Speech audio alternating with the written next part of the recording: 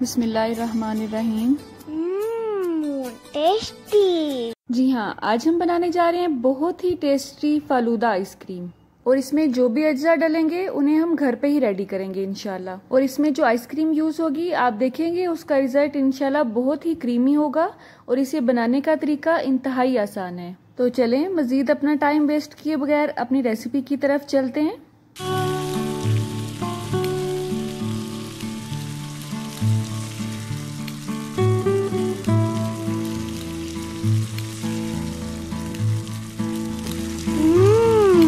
Tasty. तो ice cream बनाने के लिए जो बाउल हम यूज करेंगे उसे आपने 30 to 40 मिनट के लिए फ्रीजर में रख के अच्छी तरह से ठंडा कर लेना है। और मशीन के ब्लेड्स को या बीटर को या अगर आप हैंड विस्क यूज कर रहे हैं तो उसे भी आपने बाउल के साथ ही रख के अच्छी तरह से चिल कर लेना है। और जो क्रीम हम यूज करेंगे इसमें वो भी आपने 4 से 5 घंटे के लिए फ्रीजर में रख के अच्छी तरह से ठंडी कर लेनी है। मैं यहाँ पे मिल्क पैक की हैवी क्रीम यूज कर रही हूँ। आपके एरिया में जो भी इजीली अवेलेबल है ऑलपर्स की या कोई भी कंपनी की आप वो ले सकते हैं। क्रीम का यहाँ पे मैं 1 कप यूज कर रही हूँ और ये छोटा पैक है 200 ग्राम का। मशीन की सबसे स्लो स्पीड पे हम इसकी बीटिंग स्टार्ट करेंगे। ये काम आप हैंड विस्क की मदद से भी कर सकते हैं लेकिन उस पे आपको थोड़ा ज्यादा टाइम लगेगा और टाइम के साथ साथ आपकी एनर्जी भी लगेगी जाहिर है। इससे पहले मैं आपको सिखा चुकी हूँ कि शेकर जग में कैसे आइसक्रीम रेडी की जाती है और हैंड विस्क की मदद से आप आइसक्रीम को कैसे रेडी कर सकते हैं। इन दोनों रेसिपीज का लिंक मैं आपको डिस्क्रिप्शन बॉक्स में दे दूंगी इंशाल्लाह। अब हमने 1-1 मिनट के बाद मशीन की स्पीड को बढ़ाते जाना है। अगर आप स्टार्ट में इसकी स्पीड को तेज रखेंगे तो ये ओवरबीट हो जाएगी और इसमें से मक्खन निकलना शुरू हो जाएगा। इससे पहले जो मैं आपसे रेसिपीज शेयर कर चुकी हूँ उसमें से किसी रेसिपी में तो हमने क्रीम को उस हद तक बीट किया जब तक वो अपनी स्टिफ पीक तक नहीं आ गई और किसी में हमने क्रीम को उस हद तक बीट किया जिसमें वो सॉफ्ट पीक तक रही। और soft peak and stiff peak दोनों में क्या फर्क है इसका भी मैं आपको अपनी पहली रेसिपीज में फर्क बता चुकी हूँ। आज की इस रेसिपी में हमने क्रीम को इतना ही बीट करना है कि ये अपना साइज डबल कर ले। और बीट करने के दौरान अगर आपको फील हो कि बाउल गर्म होना शुरू हो गया है तो आप इसके नीचे बर्फ का एक कटोरा रख लें या फिर आइस क्यूब्स को किसी भी बाउल में डाल के वो आप अपने इस बाउल के नीचे रख लें जिसमें आप क्रीम को बीट कर रहे हैं। क्रीम को बीट करते हुए हमें तकरीबन 7 से 8 मिनट हो चुके हैं। आप देख सकते हैं इसने अपना साइज डबल कर लिया है। अब हम इसमें हाफ कप के हिसाब से कंडेंस्ड मिल्क यूज करेंगे और इसे बनाना बहुत ही आसान है। इसकी रेसिपी मैं आपसे ऑलरेडी शेयर कर चुकी हूँ और कंडेंस्ड मिल्क की रेसिपी का लिंक मैं आपको वीडियो की एंड स्क्रीन पे दे दूंगी इंशाल्लाह। अब हम इसमें ऐड करेंगे वनीला एसेंस और इसकी हम ½ टीस्पून ऐड करेंगे लेकिन ये बिल्कुल ऑप्शनल है। अगर आपके पास नहीं है तो आप इसे स्किप कर सकते हैं लेकिन इसकी वजह से इसका टेस्ट और इसकी खुशबू बहुत ही अच्छी हो जाती है। अब हम इसे स्लो स्पीड पे चंद सेकंड के लिए ही बीट करेंगे।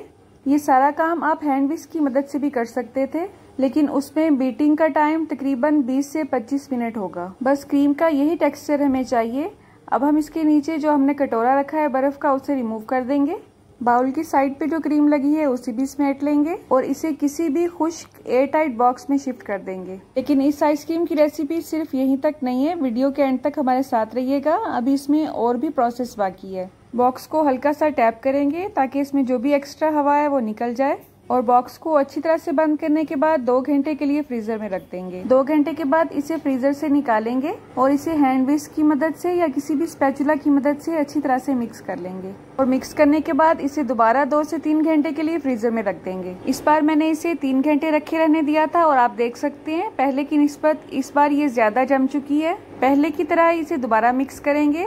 इसे मिक्स करने का मकसद ये है कि इसका क्रीमी टेक्सचर जो है वो जमने के बाद भी कायम रहे। इस तरह से मिक्स करने से इसमें जो भी क्रिस्टल्स और बर्फ वगैरह जम चुकी है वो खत्म हो जाएगी। इस बार मिक्स करने के बाद इसे हम 7 से 8 घंटे के लिए फ्रीज करेंगे लेकिन उससे पहले आपने ये काम करना है कि किसी भी फॉइल की मदद से, बटर पेपर की मदद से या इस तरह का आपके पास कोई भी रैप है उसकी मदद से आपने बिल्कुल इसको इस तरह से कवर करना है। शीट को आपने आइसक्रीम की लेवल के बराबर लाना है ताकि इसमें बिल्कुल भी हवा एंटर न होने पाए। साइड वाली शीट को या तो आप बॉक्स के साइड पे किनारों पे चिपका दें या इसको बॉक्स के अंदर कर दें।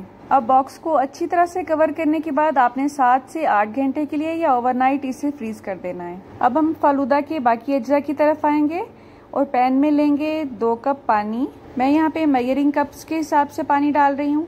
आप सादे कप भी यूज कर सकते हैं पानी के लिए। चूल्हे की आंच को हम दरमियाना ही रखेंगे मैं यहाँ पे ग्रीन और रेड कलर की जेली बनाऊंगी। आपको जो भी कलर अच्छे लगते हैं जेली के आप वो ले सकते हैं। आजकल मार्केट में बहुत से ब्रांड्स की जेली के डब्बे आपको मिल जाते हैं और इन जेलीज को कैसे रेडी करना है इसका तरीका भी आपको डब्बे की बैक साइड पे मिल जाता है। बस जैसे ही पानी में एक उबाल आना शुरू होगा इसमें हम जेली का पैकेट ऐड कर देंगे और इसमें मुसलसल चम्मच हिला के पैकेट के तमाम अज्जा को अच्छी तरह से मिक्स कर लेंगे। अब इसमें 2 से 3 उबाल आने देंगे और उसके बाद चूल्हा बंद कर देंगे। अब हमने इसे जिस बाउल में शिफ्ट करना है वो मुकम्मल तौर पर खुश्क होना चाहिए।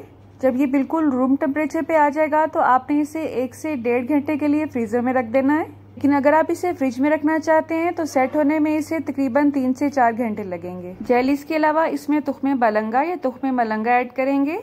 1 चम्मच लिया है मैंने यहाँ पे इसका और इसे आधा गिलास पानी में डिप करके रख दिया है। जेलीज हमारी अल्हम्दुलिल्लाह अच्छी तरह से सेट हो चुकी हैं। अब हम अपनी जरूरत के मुताबिक इनको पीसीस में काट लेंगे। इसके अलावा इसमें हम यूज करेंगे फालूदा की सेवइयां और इन्हें आप मशीन के बगैर कैसे रेडी कर सकते हैं इसकी रेसिपी मैं आपसे शेयर कर चुकी हूँ और मेरी इस रेसिपी के व्यूज अब मिलियंस की तरफ जा रहे हैं अल्हम्दुलिल्लाह। इस रेसिपी का लिंक आपको वीडियो के एंड पर मिल जाएगा इंशाल्लाह। फालूदा आइसक्रीम को सर्व करने के लिए तमाम अज्जा हमने रेडी करके रख लिए हैं। आइसक्रीम को भी 7 से 8 घंटे हो चुके हैं और अल्हम्दुलिल्लाह ये बहुत ही क्रीमी और बहुत ही टेस्टी रेडी हुई है। अब सर्विंग के लिए अमूमन लोग यहाँ पे आइस क्यूब ऐड करते हैं सबसे पहले, लेकिन मैं यहाँ पे जेली ऐड कर रही हूँ क्योंकि जेली हमारी इंतहाई ठंडी है। जिस बच्चे के लिए ये गिलास में रेडी कर रही हूँ उसे रेड जेली बहुत ही अच्छी लगती है। आप अपनी टेस्ट के हिसाब से इसमें चीजों को कम या ज्यादा कर सकते हैं। इस रबड़ी दूध की एक रेसिपी मैं आपसे ऑलरेडी शेयर कर चुकी हूँ, लेकिन ये जो रबड़ी दूध मैं इस वक्त यूज कर रही हूँ ये बहुत ही क्विक रेसिपी है और इसको जानने के लिए आपको मेरी नेक्स्ट वीडियो का वेट करना पड़ेगा। अगर आपको सारी रेसिपीज एक ही वीडियो में दी जाएं तो वीडियो बहुत ही लंबी हो जाएगी, इसलिए जो वीडियो ज्यादा लंबी होती है उसको 2 से 3 पार्ट्स में डिवाइड कर दिया जाता है।